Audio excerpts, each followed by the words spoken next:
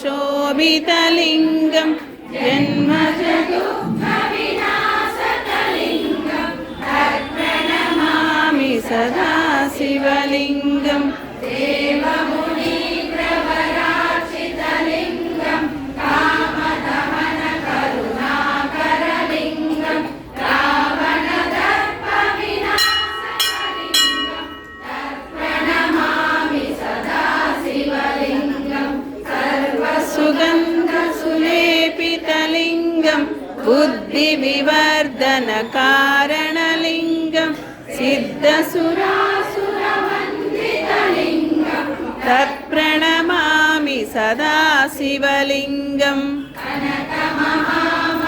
सदा शिवलिङ्गं कुङ्कुमचन्दनलेपितलिङ्गं पङ्कजहार सुशोभितलिङ्गं सञ्चितपापविनाशकलिङ्गं तत्प्रणमामि सदा शिवलिङ्गं सेवगणार्चितसेवितलिङ्गं भावैर्भक्तिभिरेव च लिङ्गं दिनकरकोटिप्रभा